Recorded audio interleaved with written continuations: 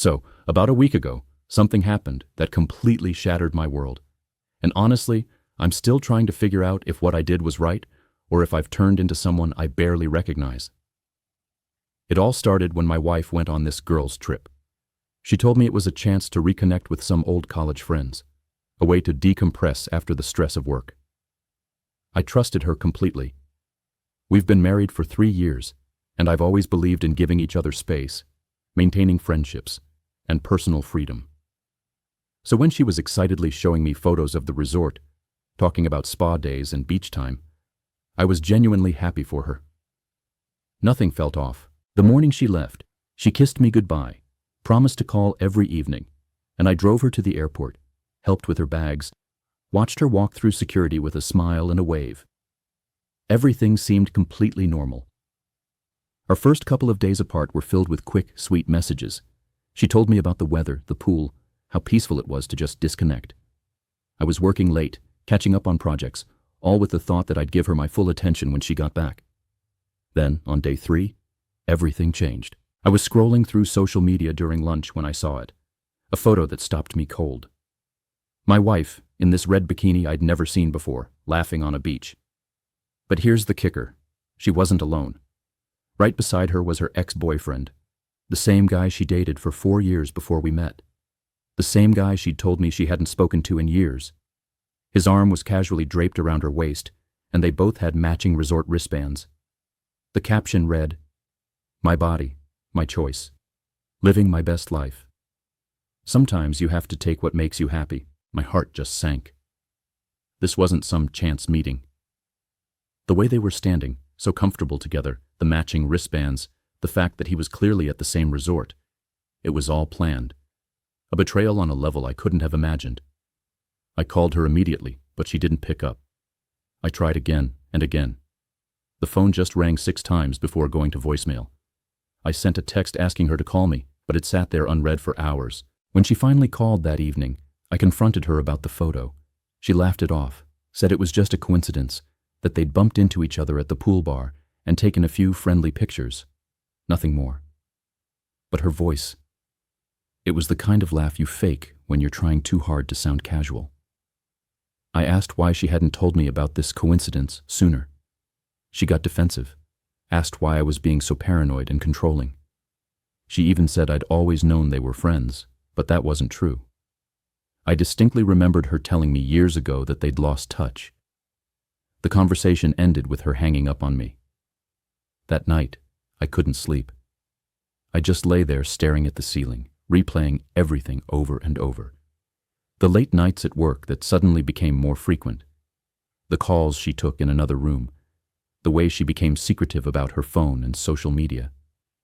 Little things I'd brushed off suddenly felt like pieces of a devastating puzzle. The next morning, I did something I never thought I would. I logged into our shared phone account and started going through her recent messages. What I found broke me. Hundreds of texts and calls to her ex over the last 2 months. Late-night conversations lasting hours. The communication had ramped up dramatically right before this trip. I took screenshots, just in case she tried to delete anything. Then, I called the resort. I explained I was trying to reach my wife, and the clerk confirmed they had 2 rooms booked, adjacent rooms, both reserved on the exact same day, 6 weeks ago. This wasn't a coincidence. This was a planned reunion, a romantic getaway disguised as a girls' trip. That afternoon, she posted another picture. This time it was of them having dinner, wine glasses raised in a toast. The caption? Something about second chances and following your heart. That was the moment something inside me snapped. I've always been the reasonable one. Patient, forgiving, the kind of person who talks through problems instead of acting on impulse. But seeing her celebrating her betrayal, lying to my face, triggered something primal. I opened our airline account and canceled her return flight. No hesitation. Then I called a locksmith to change all the locks on our house and authorized the work for that same afternoon. And here's where it gets even more complicated.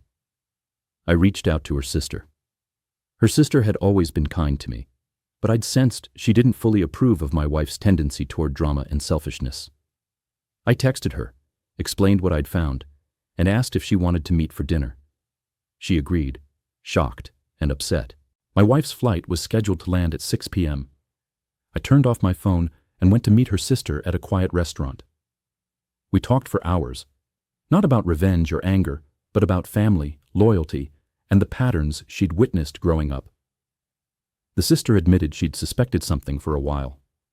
She told me my wife had confided in her about feeling trapped in our marriage, wondering if she'd settled too quickly, fantasizing about what life with her ex might have been like. Around 9 p.m., my phone buzzed with dozens of missed calls and texts. My wife had landed and was stranded at the airport. No flight, no way home, and locked out of our house. The messages went from confused to angry, then desperate. She even called her sister for help, only to learn that I was having dinner with her. We finished our meal quietly, no celebrations or schemes, just two people caught in the wake of someone else's selfish choices. When I finally got home, my wife was sitting on the front steps, surrounded by her luggage like some kind of fortress of bad decisions. She looked exhausted, defeated. I sat in my car, watching her. Part of me wanted to open the door, fix things with a conversation. But a bigger part of me knew some betrayals change everything forever. I walked toward the house. She stood up, launching into a rehearsed explanation. It was all innocent. I was overreacting. Canceling her flight and changing locks was cruel and extreme. I listened quietly, then told her I'd seen the phone records. I'd spoken with the resort. I knew about the rooms, the bookings. Her defiance melted into defeat. For the first time, she looked genuinely remorseful. She asked if we could talk inside. I told her the locks had been changed for a reason. She could collect some clothes, but this house was no longer her home. The conversation that followed was brutal but necessary. She confessed the affair had been going on for months. The girl's trip was a complete fabrication, a cover for a romantic weekend to confirm her feelings for him. She was planning to leave me all along. What hurt the most wasn't just the betrayal, but the fact that it was so calculated. She'd been planning her exit while I was planning our future. 3 days later, the situation got even more tangled. My wife spent the first 2 nights in a hotel, bombarding me with calls and texts. I blocked her number when it became clear she wasn't taking responsibility, just trying to control the narrative. Then, something unexpected happened. Her ex showed up at my workplace. At first, I was ready to fight, but the guy looked uneasy, almost guilty. He told me my wife had pursued him, not the other way around. She'd contacted him months ago under the pretense of planning a friend's birthday, but gradually twisted it into reigniting their old relationship. He was hesitant, knowing she was married, but she convinced him we were already separated, living together for financial reasons. He showed me screenshots of their conversations, messages where she painted me as controlling and emotionally abusive, where she said she was leaving me because of my behavior. She even told him I was cheating on her with her sister. The irony was brutal. She made up an affair between me and her sister to justify her actual affair with him. He realized something was off when I canceled her flight and changed the locks. Her panic was too extreme for someone who supposedly knew the marriage was over. He started asking questions, and her story fell apart. I thanked him for coming clean, but made it clear I didn't want any relationship with him moving forward. His guilt didn't erase the fact he'd chosen to be involved with a married woman. That same week, I got a call from my wife's lawyer. She was threatening legal action, claiming I stranded her intentionally and blocked access to marital property. I immediately scheduled my own lawyer consultation. My lawyer reviewed all the evidence, the texts, the resort bookings, the social media posts, and the screenshots from the ex. He told me the adultery and deception would protect me from any wrongful exclusion claims. The house was mine, bought before marriage with my money, and most assets were separate. The divorce would be complicated but manageable. That night, her sister called me, sharing frantic messages from my wife, who was spinning a wild story that I'd manipulated the situation, turned the family against her, and that the ex and I conspired to trap her. Her sister wasn't buying it. She said my wife had a history of rewriting reality to fit her narrative, a pattern the family had dealt with for years. Her sister also shared a crucial detail. 6 months ago, my wife had asked the family for money, claiming financial hardship, but her sister suspected something else. My wife had been quietly gathering money and setting up her exit strategy, reconnecting with her ex, creating a story to justify leaving me and protect her reputation and finances. A week later, things took another unexpected turn. Frustrated and desperate, my wife went public with her side of the story. She posted a long, emotional statement on social media claiming she was a victim of abuse, psychological, financial, social isolation. She painted me as controlling and violent, said the photo with her ex was innocent, and framed my reaction as proof of my instability. She tagged friends, family, even colleagues, trying to rally support and pressure me into responding. But the plan backfired fast. People who knew us well began posting messages and screenshots contradicting her story. Evidence of happy moments, plans we'd made together, conversations where she expressed excitement about our future. The ex-boyfriend also posted a statement. He shared messages showing how she'd manipulated him, lied about our marriage, and orchestrated the affair. His post was regretful but factual, exposing her lies. Her carefully constructed narrative collapsed within hours. Friends and family went from sympathy to anger at being manipulated. Her sister apologized for initially doubting me and expressed disgust at my wife's false abuse allegations. The next day, I heard from her lawyer again. She wanted a quick, quiet divorce. No public drama. We met at the lawyer's office, the first time I'd seen her since that night on the steps. She looked broken, truly remorseful. She admitted planning to leave for months, apologized for lying about abuse, and said she was sorry for the damage she caused. The divorce terms were fair. She'd take her belongings and the car. I'd keep the house and most assets. She agreed to a statement admitting her social media posts contained false claims made in anger, and that the marriage ended because of her infidelity, not abuse. Most importantly, she accepted a non-disparagement clause, meaning any future public lies would carry penalties.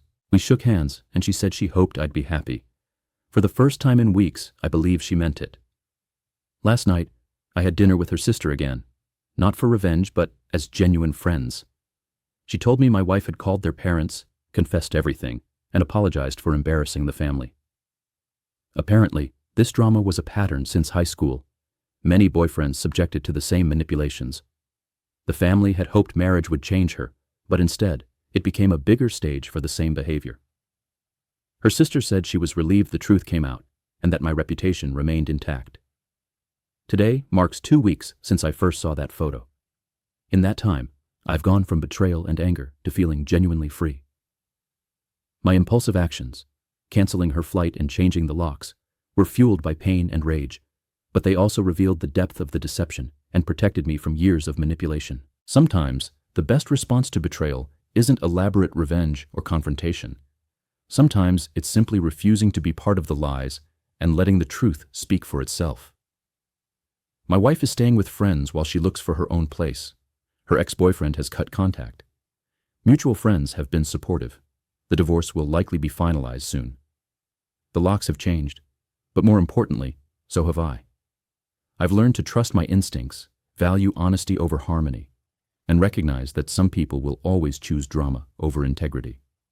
I'm having dinner with her sister again next week, not because of any connection to my soon-to-be ex, but because real friendships can come from the most unexpected places. And that airport where my wife was stranded for 5 hours? It's just a metaphor now, the space between her lies and reality. I'm no longer interested in picking her up from either. Thanks for listening. If you're going through something similar, remember, your peace of mind matters more than drama. Stay true to yourself.